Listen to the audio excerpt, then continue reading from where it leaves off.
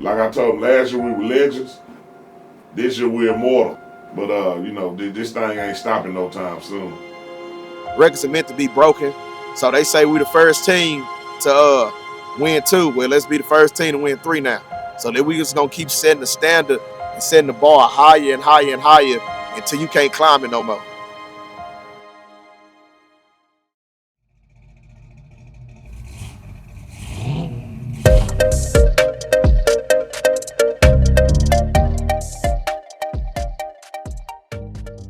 Man, first of all, Oak Cliff means everything to me. Like I said, I was born and raised in Oak Cliff, but since I've been working at SOC, Oak Cliff mean a lot to me, but Dallas mean a lot more to me now, man, because this go around love from the city basically was just y'all did it once, but just do it again, man.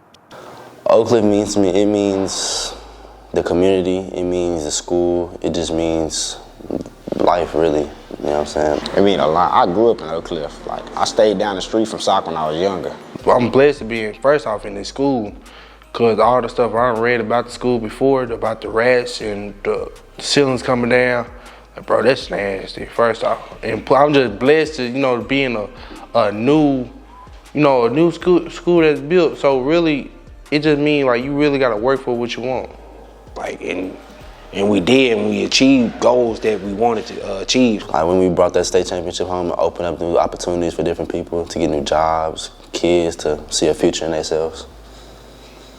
I get through and relate to these boys because I'm one of these boys. I used to be one of these boys. I'm an Oak Cliff kid, just like majority of these kids are Oak Cliff kids. So just knowing what they come from, knowing their situation, knowing the neighborhood they lived in. You got coaches on this coach staff that's from everywhere. I'm from Oak Cliff, but Coach Todd from South Dallas. You know what I'm saying? So, and then my pops went to Madison. My pops from South Dallas. My mama from Oak Cliff. I got a auntie that stayed in North Dallas. I had cousins that stayed in West Dallas. I had other cousins staying in East Dallas. So, man, I went to school in Pleasant Grove at Skyline. So even though I'm from Oak Cliff, man, I'm a Dallas kid, man, and I got all type of all the hoods running through my blood, dog. And I just can't be more excited. It's different. It's cool to win, state championships in suburbs, but when you win it here in the inner city, it hit different, man. One thing I can say about people, especially whether you're a pastor, coach, or anything, you got to be able to reach the congregation that services you. And my congregation is 13 to 18-year-old kids. So that means I got to understand how to talk to them, and whether it's on text messages, not typing out the whole word, or whether it's listening to Pooh Shiesty and, NBA Youngboy and all that. So, I try to relate to them, and I tell them it's nothing wrong with where they're at their particular age. At the same time, everybody's going to advance more, but it's my job to go down to the kids level and bring the kids up, rather than me looking down at the kids and talking about why they're not up here where I'm at, when they should be up there anyway. I just talk to them. I just have real talks to them. I don't sugarcoat it. I tell them real life scenarios, good and bad, from different things I've seen as a coach, different things I've seen as a kid growing up in a very same or similar community. And I tell them, the choices and decisions that you make on a day-to-day basis can determine your life 10 to 15 years down the road. So, you want to make sure you make choices that, that don't hinder your future. And a lot of them don't understand that in high school, it's a lot more life ahead of you. You ask Coach Ty, you ask any coach, I text all day, every day, all during the night.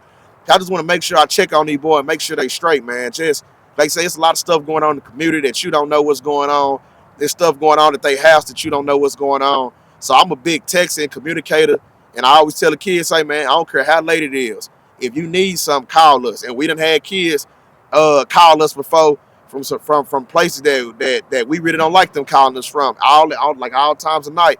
But when they call us, man, we come running, because like I said, our first thing is to make these kids become better men. We got to educate them first. So that's what we try to do here at SOC.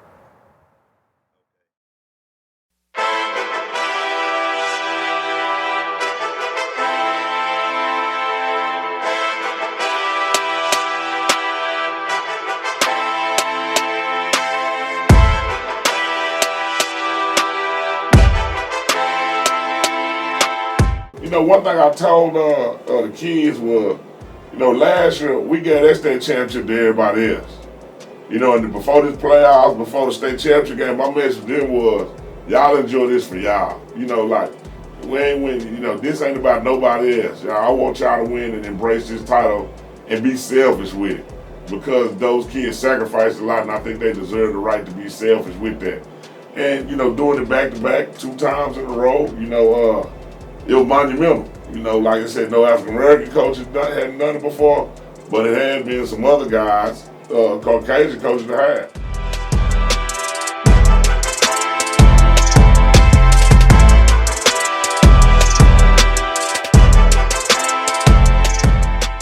The game of football is all about, man, for me, it's just using the game. You know, like I hate when people let the game use them up, and then when the game's done with them, you know, they spit them back out. You know, a lot of times what people don't realize is football gonna keep going on forever. You know, no one player, no one coach, no one person is ever bigger than that.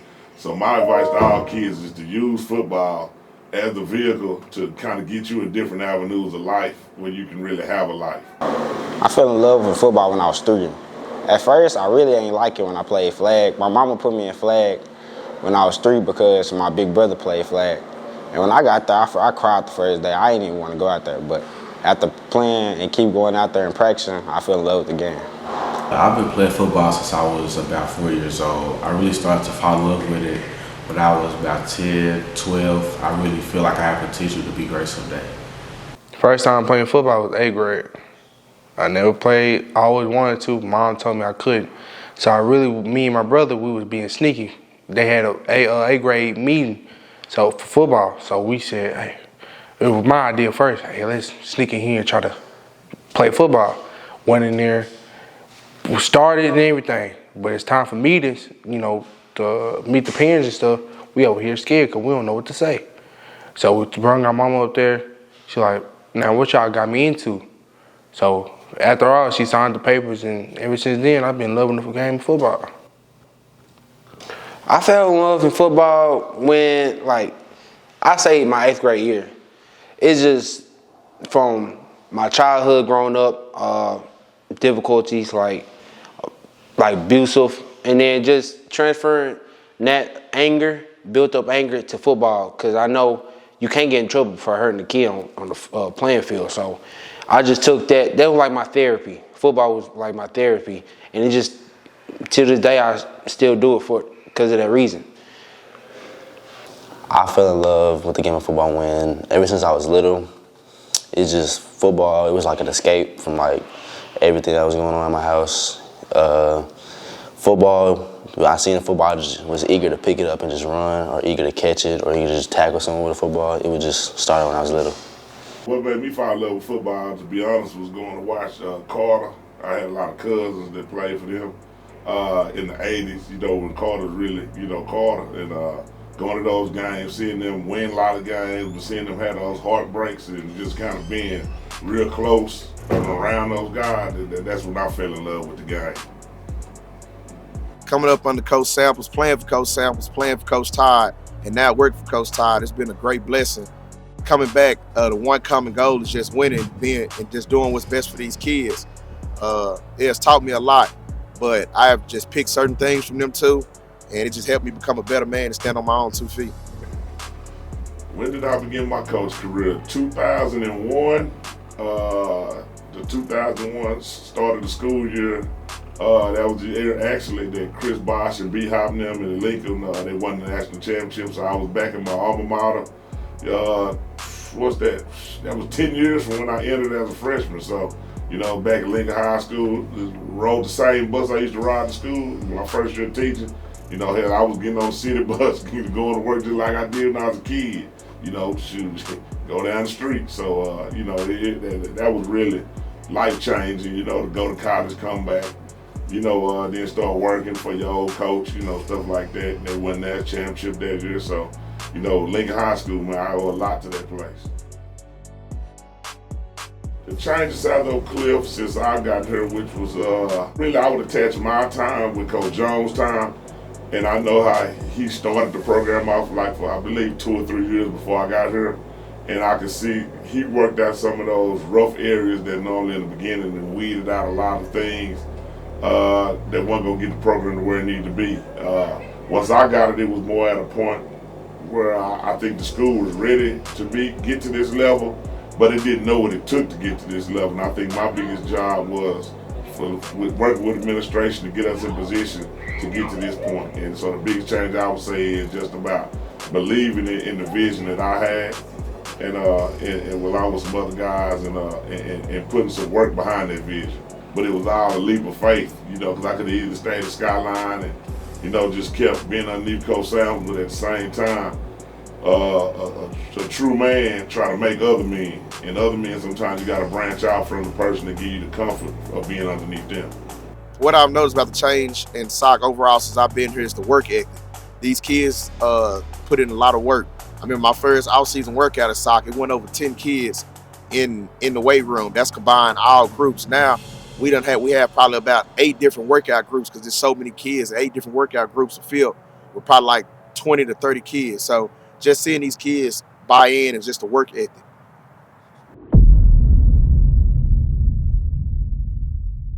If you building something, and something ain't right, you got a little lax part of the schedule, as far as where it's not as strenuous as it's been, you just strip it back down, fix the parts that you need to, get some little tweaks and some minor adjustments in, and put that thing back together, and then make sure when we're ready for the playoffs that it's ready to roll.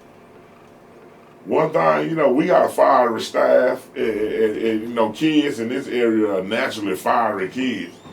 But every time we've been down and had adversity throughout the year, man, the one thing I can say, we're probably the most calm people because the pressure don't never bother us. Like I tell people, we down at halftime state championship game. It ain't no pressure. It's a football game. We're going to go out and do what we do. Our kids deal with pressure in real life situations where, just with their surroundings, with real life problems. A football game ain't never no pressure to these kids we servicing. A football make me a man. Like, the coaches around us, like, they push us every day to be a man. Like, if we don't get to class on time, if we don't have our work done, we can't play. Like, no pass, no play. Man, football, I can show a lot from hard work to dedicating yourself to being up top. It just can help with a lot of real life situations in life, and it means everything. Football gives me my life. Football is my purpose. Football is the reason I wake up. Football is the reason I go to sleep. It's just... Me, I believe this class 24 class, as a team, we can accomplish winning another state title. Me personally, I feel like we got a chance. I feel like we got more than a chance. I feel like we're gonna come out here, we gonna prove ourselves. Just cause we 5, it don't mean nothing. It wasn't really a phrase for us this year, but I always resort back to, I think it's that movie with Sidney Poitier and Bill Cosby, Let's Do It Again. You know what I'm saying? So that song, that movie has kind of been fixated in my head the whole time. One thing I tell people all the time, hell, I was talking noise before I won the championship. So when the championship ain't do nothing, put some cement on top of it. Like I tell these kids, they can't never take this away. And we did it twice. They can't take it away 2 times. All the greats, they have all won back-to-back. Kobe, Michael Jordan, they all won back-to-back. LeBron, back-to-back. To be a great, you have to do great things. So just stand on top of this mountain. I think that's a direct reflection of our kids' perseverance and the great coaching staff we have here. Now, Dallas Cowboys, NFL, NBA, I don't really care. I'll cheer, if they win a game, but, whether they win or lose, I don't care. I'm more worried about, the true Dallas, and what I consider true Dallas is DISD, neighborhoods, like a lot of those type of things. So, it means a lot to me just from the standpoint, this is my family from, this is where I'm from, this is where my kids from, and I want to make sure I leave a legacy that impacts Dallas in a positive way and not a negative way.